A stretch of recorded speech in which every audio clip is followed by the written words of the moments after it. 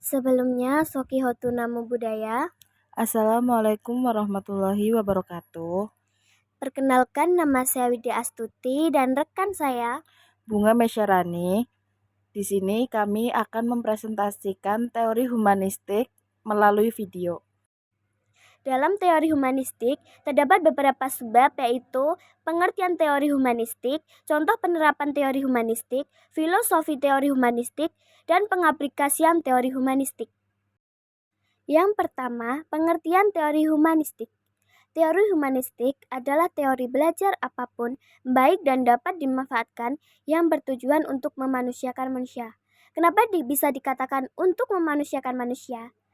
Karena dapat dimanfaatkan untuk menghasilkan hal baik bagi kemanusiaan supaya bisa mencapai aktualisasi diri dan mampu membuat mengenali diri sendiri serta dapat meningkatkan kepercayaan diri. Yang kedua, contoh penerapan teori humanistik. Contoh penerapan teori humanistik meliputi 4 bagian. Yang pertama, membantu siswa untuk menerapkan tujuan pembelajaran di awal tahun yang kemudian menyusun rencana bagi siswa agar mencapai tujuan mereka.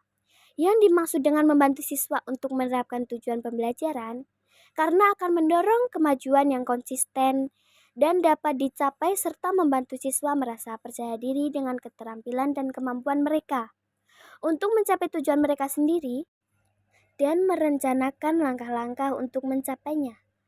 Dengan cara mereka memperkuat efikasi diri saat mereka membangun kapasitas mereka untuk mengatasi tantangan dan menjadi sukses. Yang kedua, memperhatikan dan memberikan motivasi belajar. Memperhatikan dan memberikan motivasi belajar pada peserta didik serta menjelaskan kembali apabila ada peserta didik yang belum paham. Dengan memberikan motivasi belajar, peserta didik memperoleh hasil belajar yang optimal sehingga terbentuk perilaku belajar yang efektif dengan cara memberikan metode belajar yang mudah dipahami peserta didik dan dapat mengevaluasi pembelajaran yang tadi disampaikan agar peserta didik dapat memahami pembelajaran secara singkat. Yang ketiga, menciptakan lingkungan yang aman dan hubungan yang baik. Maksudnya adalah segala sesuatu di sekitar yang dapat mempengaruhi perkembangan hidup manusia, baik secara langsung maupun tidak langsung.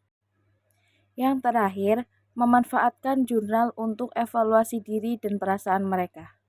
Evaluasi diri merupakan upaya program studi atau perguruan tinggi untuk mengetahui gambaran mengenai kinerja dan keadaan dirinya melalui pengkajian dan analisis yang dilakukan oleh program studi perguruan tinggi sendiri berkenan dengan kekuatan, kelemahan, peluang, tantangan, kendala, bahkan ancaman.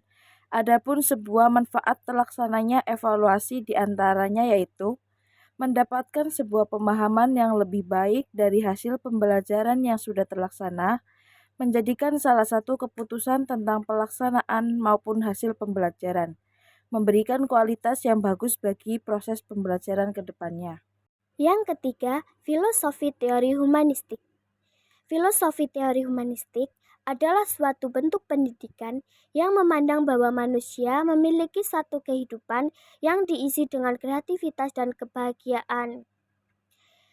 Yang dimana filosofi teori humanistik tidak membutuhkan persetujuan ataupun dukungan dari entitas supernatural maupun di mana entitas ini sama sekali tidak ada, bahwa kerjasama dan kecerdasan yang dimiliki manusia akan menciptakan keindahan dan kedamaian. Dan yang keempat, pengaplikasian teori humanistik. Pengaplikasian teori humanistik ada 7 poin, yaitu yang pertama, memperhatikan dan memberikan motivasi belajar. Memperhatikan dan memberikan motivasi belajar pada peserta didik dengan cara meningkatkan kualitas guru, memaksimalkan fasilitas belajar yang menggunakan beberapa metode yang tepat agar mudah dipahami oleh peserta didik. Beberapa bentuk motivasi belajar dengan memberi nilai sesuai dengan kemampuan peserta didik masing-masing, hadiah atau berupa pujian agar peserta didik dapat semangat dalam mengikuti pembelajaran. Yang kedua, memberikan penjelasan kembali apabila ada peserta didik yang belum paham. Apabila ada peserta didik yang belum paham akan materi dengan cara menanggapi hasil suatu pembelajaran yang dilakukan sampai peserta didik menguasai materi yang telah disampaikan. Yang ketiga, mampu memahami karakter dari setiap peserta didiknya. Mengapa seorang pendidik harus atau perlu memahami karakter setiap peserta didik dalam proses belajar mengajar supaya proses belajar mengajar yang berlangsung dengan baik? Yang keempat, menyediakan fasilitas dan sumber belajar baik buku, media visual maupun audio. Artinya, fasilitas mempunyai peran penting dalam mendukung kegiatan belajar siswa, karena fasilitas merupakan sarana dan prasarana yang dapat menunjang kegiatan belajar siswa baik di rumah maupun di sekolah.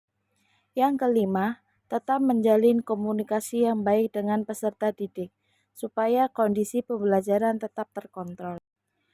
Dan yang terakhir, memberikan dorongan untuk peserta didik agar lebih peka dan kreatif serta memacu keaktifan tiap peserta didiknya. Di dalam proses pembelajaran, siswa tidak hanya dituntut keaktifannya maupun kreativitasnya.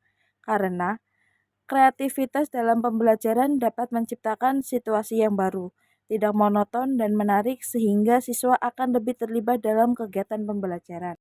Jadi, kesimpulan yang dapat diambil dari teori humanistik adalah teori humanistik bertujuan memanusiakan manusia semanusia mungkin. Proses pembelajaran dinilai efektif bila peserta didik memahami dirinya dan lingkungan sekitarnya. Peserta didik dalam rangkaian pembelajaran hendaknya berupaya agar cepat atau lambat dia dapat mengaktualisasikan diri sebaik mungkin.